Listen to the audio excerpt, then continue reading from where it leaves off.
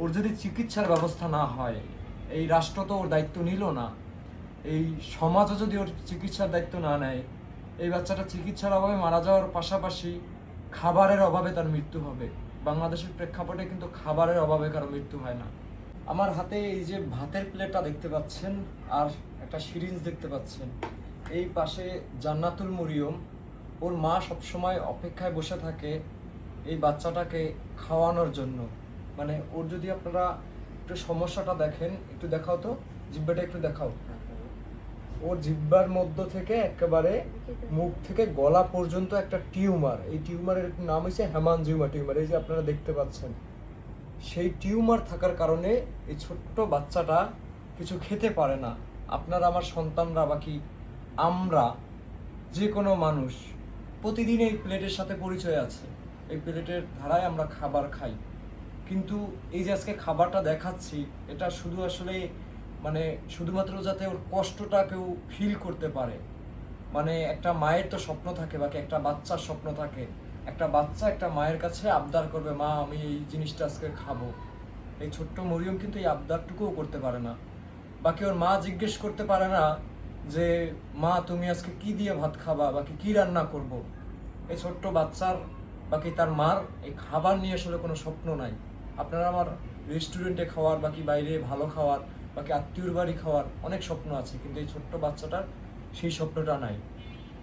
তো আমরা আসলে এই যে জান্নাতুল মরিয়মের বাংলাদেশে কোনো চিকিৎসা নাই। আপনারা এই যে পাসপোর্ট দেখতে পাইতেছেন, তারা বিদেশে চিকিৎসা যাওয়ার জন্য প্রস্তুতি নিয়েছে। এবং ওর কিন্তু আগে ভারতে 2টা অপারেশন হয়েছিল, এবং ভারতে বলছে যে পরবর্তীতে আরও 11-12টা অপারেশন লাগবে। এই অসহায় পরিবারটার পক্ষে এত টাকা খরচ বহন করা অসম্ভব আসলে, কারণ 2টা অপারেশনে 15 লক্ষ টাকা চলে গেছে। সেখানে দেশবাসীর ছিল 10 লক্ষ টাকা সাহায্য। সেটা 2025 সালে আমার ভিডিও দেখে আপনারা সহযোগিতা করেছিলেন এই ছোট্ট বাচ্চাটাকে। মরিয়ম তখন আরও ছোট ছিল। তো এখন 2026 সাল, এখন এই জান্নাতুল মরিয়মের অবস্থা আবার দিন দিনই খারাপ হয়ে যাচ্ছে। সে কিন্তু কিছু খেতে পারে না। গত বছর যখন আপনারা ভিডিও দেখছেন তখনও কিন্তু ওর খাবার নিয়ে সমস্যা একটা ছিল, কিন্তু সেই খাবারটা কিন্তু এই সিরিঞ্জ সমাধান ছিল না। আর 1 বছরের ব্যবধানে এই ছোট্ট মেয়েটার খাবার এখন চামিচের ধারায় আগে ছিল, এখন চামিচের মাধ্যমেও খেতে পারে না, সিরিঞ্জের মাধ্যমে একটু একটু দিয়ে দিয়ে খাওয়াতে হয়। এত সমস্যাটার মধ্যে দিয়ে যাচ্ছে ছোট্ট বাচ্চাটা। যে দেখেন ওর শরীরের সমস্ত জায়গা দিয়ে ফেটে ফেটে শুধু রক্ত বের হয়, শুধুমাত্র এই গলার মধ্যে যে ওর ইনফেকশন আছে সেই ইনফেকশনের কারণে, এবং মাঝে মধ্যে নাক দিয়েও রক্ত বের হয়। অনেকেই জানতে চেয়েছেন যেটা আসলে ক্যান্সারজনিত রোগ কিনা। না, এটা ক্যান্সারজনিত রোগ না। আল্লাহ তাআলা ওরে নিরাপদে রাখুক, এটাই দোয়া করি। ওর আসলে এই হেমানজিওমা টিউমার, এটা ভারতে ওইভাবে ভালো ট্রিটমেন্টের ব্যবস্থা নাই। তো বর্তমানে চিকিৎসার সন্ধান পাওয়া গেছে, চায়নাতে চিকিৎসার আছে, 2টা অপারেশন করলে ও সুস্থ হবে। দেশবাসীকে জানানোর পরে দেশবাসী আবার ওকে সহযোগিতার হাত বাড়িয়ে দিচ্ছে। কিন্তু সেই চায়নায় চিকিৎসা করতে গেলে শুধু হাসপাতালের বিলই আসবে 22 লক্ষ টাকা, এবং যাতায়াত থাকা খাওয়া খরচা তো বাদ, এটা বাদে বললাম। তো সেই জায়গায় জান্নাতুল মরিয়মের চায়নার হাসপাতালে 2টা অপারেশন লাগবে। আর ভারতে আগে 2টা অপারেশন হয়েছিল, কোনো উন্নতি হয় নাই, এখন বলছে যে আরও 10 থেকে 11টা অপারেশন লাগবে। আর সেই জায়গায় চায়না বলছে 2টা অপারেশনে 90% সুস্থ হওয়ার সম্ভাবনা আছে। আর ভারত বলছে 11টা অপারেশন করলেও সুস্থ হবে কিনা এটার কোনো গ্যারান্টি আসলে নাই। তো যাই হোক, এখন কথাগুলো হলো যে ছোট্ট বাচ্চাটার মুখের দিকে তাকাইয়া আপনারা যদি যার যার জায়গা থেকে যেভাবে পেরেছিলেন গত 2025 সালে ওর জন্য সাহায্য চেয়েছিল, 2025 সালে ওর জন্য কিন্তু আপনারা পর্যাপ্ত পরিমাণে সাহায্য করেছিলেন ওর অপারেশনের জন্য। সেই টাকা থেকেই সম্পূর্ণ অপারেশন হয়েছিল।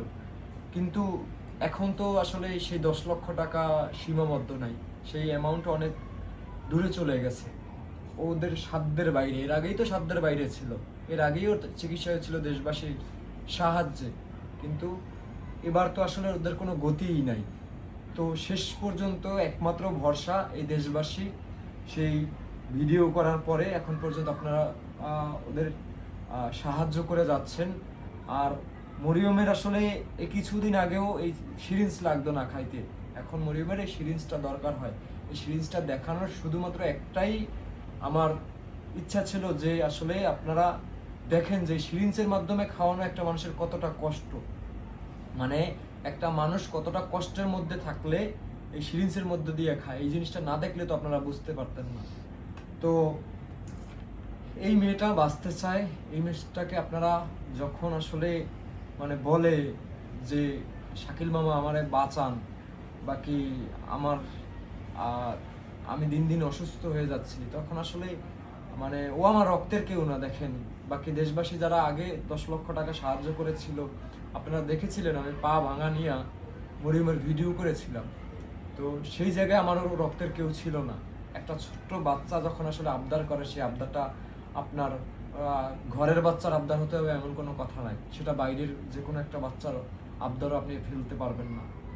আপনি একটা বয়স্ক মানুষের রাস্তায় একজনের বয়স্ক মানুষ ভিক্ষা চাইলো, তার আবদার আপনি মানে ফেলে দিলেন, কিন্তু একটা বাচ্চার আবদার কিন্তু আপনি কখনো ফেলতে পারবেন না। আপনার নাইলেও মুখের তার বাচ্চাটার মুখের দিকে আপনার চোখ যাবে।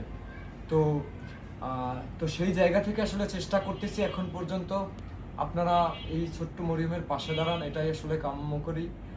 মানে এটাই আসলে বলতে চাই যে এই ছোট্ট মরিয়মের আপনারা পাশে দাঁড়ান, ওকে একটা নতুন জীবন আমরা উপহার দিতে পারি সকলে চাইলে।